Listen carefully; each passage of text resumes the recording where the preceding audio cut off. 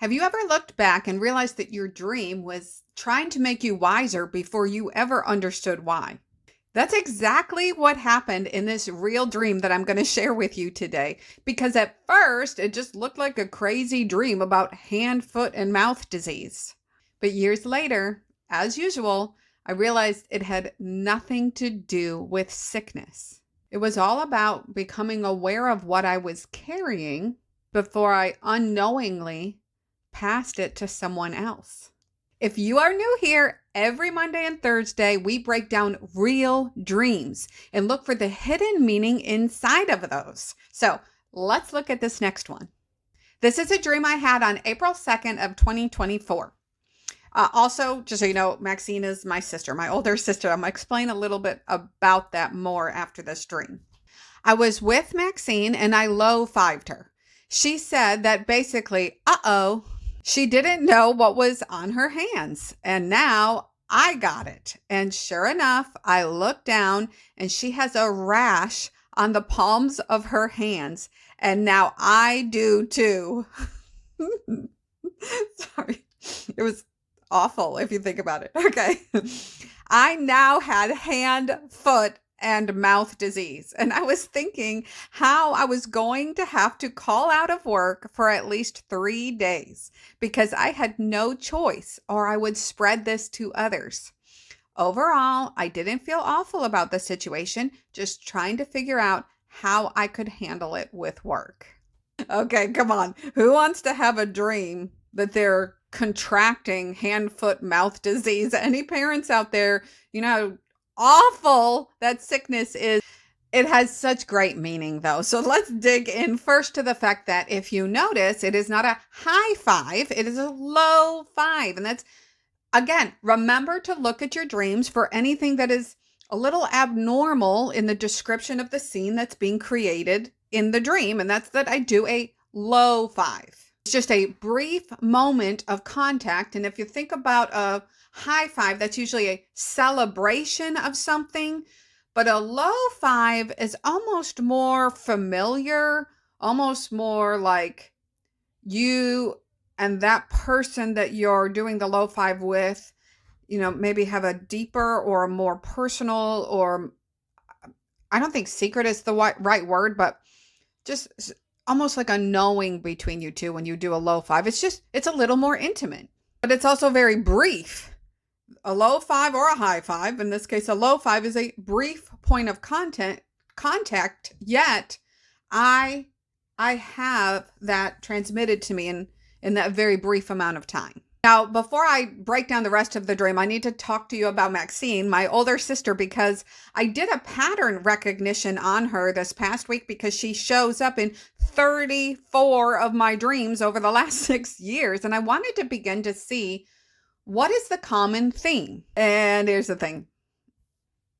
At first, it was like there was no common theme. I mean, it was different circumstances, different behavior, different ways that she fit into the scenes that she was showing up in.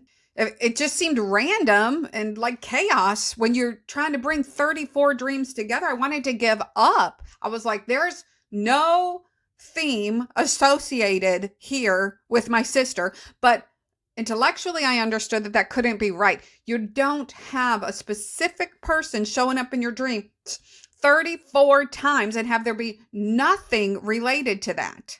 What I did eventually recognize is rather than every function that she played in the dreams, I began to recognize that she was coming in during dreams that she reflected, honestly, the emotional state that I was feeling in the dream.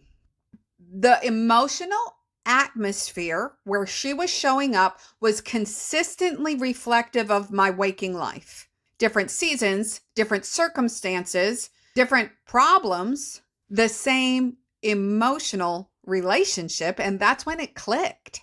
My sister most often represents my relationship with my own emotional self. Now, that's not an always. Dreams are not going to be able to be formulaic in that every single time Maxine shows up in my dream, I know she means I'm relating to my emotional self. However, it's a common enough occurrence that it is going to be my first question when she shows up in my dream. Does this have to be with the way I'm relating to my emotional self? Now let's hop back into the dream. If she is representing my relationship with my own emotional self, my own emotional side, then notice that she's the one that first recognizes that she has this rash on her palm. And only when she recognizes it, only when she brings my attention to it, do I notice, okay, it has been transferred to my palm as well. Sometimes dreams are going to help us recognize that we are carrying something we didn't know we were carrying. Now let's look at the hand, foot, and mouth disease. And honestly, let's pull away from the fact that it's an illness and let's look at what that illness represents. It's contagious, it's temporary, and it is incredibly communicable. So it spreads through contact. Because of those characteristics of hand, foot, and mouth disease, you then have to pause and use wisdom to decide, I'm talking about in waking life, what am I going to do about the fact that I or my kid has hand, foot, and mouth disease? You can go even further and break it down into the name, hand, foot, and mouth. We use our hands to serve things, to do things for ourselves or for others. Our feet take us on our walk, on our path for life. And our mouth is how we communicate. This dream is subtly creating a picture of influence. Everything we do, everywhere we go, and everything that we say. Now, when you put those pieces together from the dream's disease reference, then you have to pause and use wisdom to decide, what am I going to do with this information? Now I see that I have this rash, this communicable disease, and I could spread this to others. And how can I be responsible? What do I do responsibly with that information? Remember to pay attention to the emotions in your dream. I don't flip out. I'm not guilt ridden. Honestly, there's no panic at all when I realize I have this in real life. If I had a rash on my palm of my hand, I'd be flipping my lid. But in the dream, the emotions do not show panic. I'm simply thinking through how I don't want to spread this. I'm thinking about my responsibility to others. Sometimes the way that we can love others best is to pause, not because something has failed, but because we're taking responsibility. That's it, because we're taking responsibility.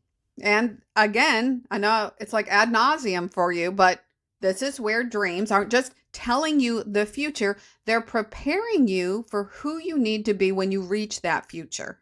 They tell us these things in advance, not to cause fear. I'm very passionate about that. They are not there to cause you fear. They're there so that when your season arrives, we will move through it more wisely. We'll be able to better recognize what needs attention, and we'll better be able to process what needs processing. Lean in on this part. The dreams will help us be more careful before we pass something that is not fully processed inside of us on to those that we love. And that is why I pay so much attention to my dreams. Not because I just want to know the future. I like that part. I do. But because those dreams help prepare me so well to walk out that future. When I ruminate on all these dreams that I've had, especially the ones that I have been sharing with you recently, I notice a beautiful pattern. The broom helped me deal with bitterness before it grew wings. The bread is still teaching me how to feel emotions without them taking over my whole world. The Allen wrench, that is huge. It is still teaching me to be careful to use the right tool. And now this dream is teaching me to be cognizant of what I carry before I unknowingly carry it into someone else's life. That's huge. That is huge to me. One of my greatest concerns on a personal level is that words that come out of my mouth negatively impact the lives of someone else. And these dreams consistently help me not do that by pointing my mind, will, and emotions back to my own ownership. Because ownership isn't punishment. It is where wisdom grows. And that wisdom, thank God, naturally protects the people around us. I think that's worth saying again. I think that is the key to this dream. Wisdom protects the people around us. Dreams show me the places where I need to slow down. Help me examine my own heart and process something before taking it to the people around me.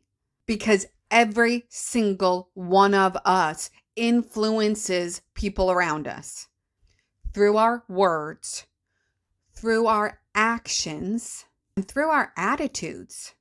And if those dreams can help us become just a little more aware, just a little more careful, just a little more intentional, then they aren't just changing our lives. They're quietly helping us become the people who leave those around them healthier than we found them. If you made it through to the end of this episode, thank you. The time you choose to spend with me really means a lot. And if you would like help with your own dreams, I have a free community for that. I also have one-on-one sessions you can sign up for. Just see the links below. And if not, just come on back and see me here, because you know what? Your story really does matter. I'll see you next time.